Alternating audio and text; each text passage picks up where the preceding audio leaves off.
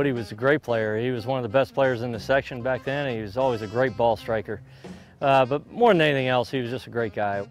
Woody was more of a precision player probably than I was.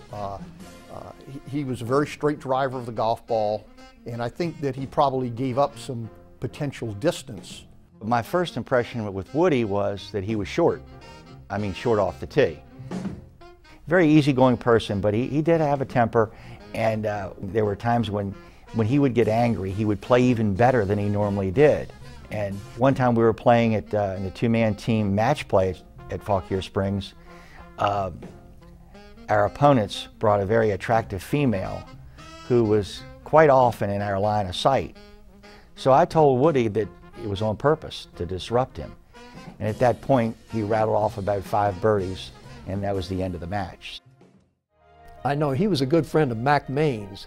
I could see that influence, absolutely. That just the style, the concentration, the tenacity that they both had and have with golf. The day I remember deciding I was going to make a career in golf was I was in college. I had played a full season at the Longwood Golf Course with Mac Main helping me almost every day.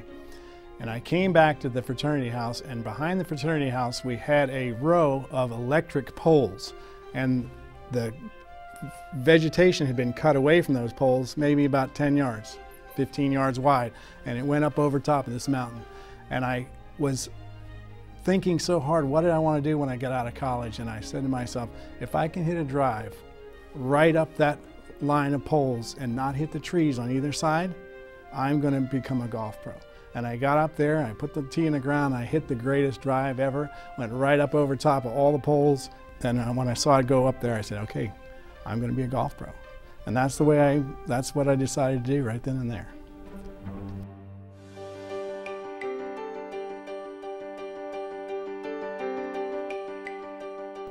I think as a PGA professional, he epitomizes the good business practices in running his range.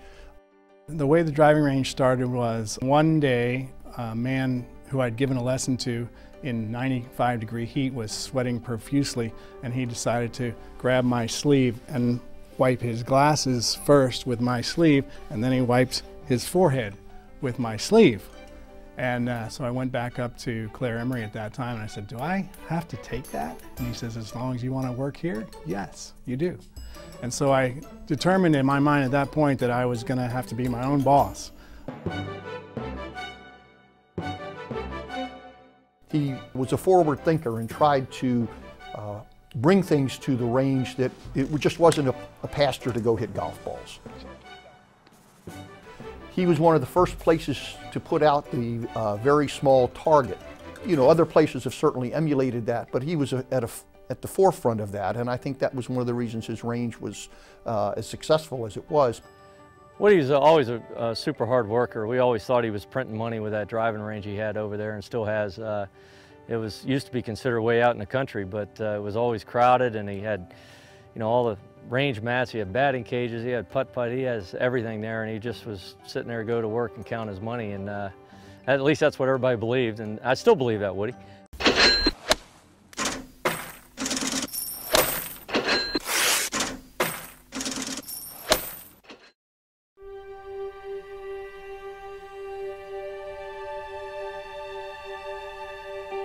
My wife is just a sainted soul. She is supportive as the day is long, and even this morning, even though she knew my shoes would not be in the picture, she polished my shoes. This is the kind of wife that I have, and she was the kind of wife that would pick golf balls beside me when she was about to deliver the baby the next day.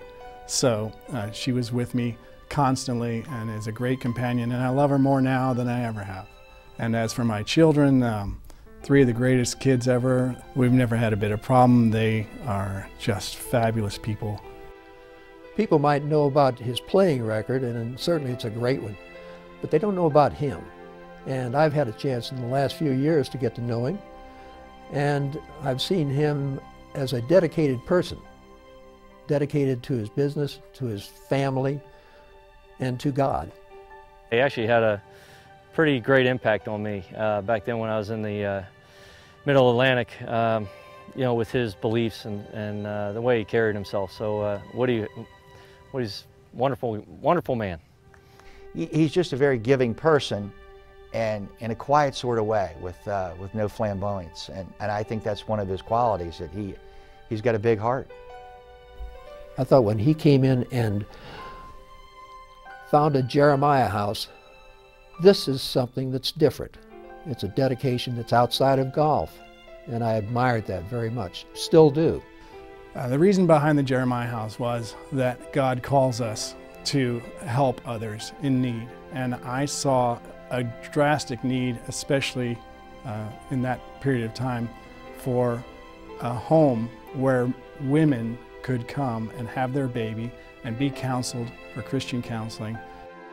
Well, I think it absolutely is the best thing that I've ever done for my community.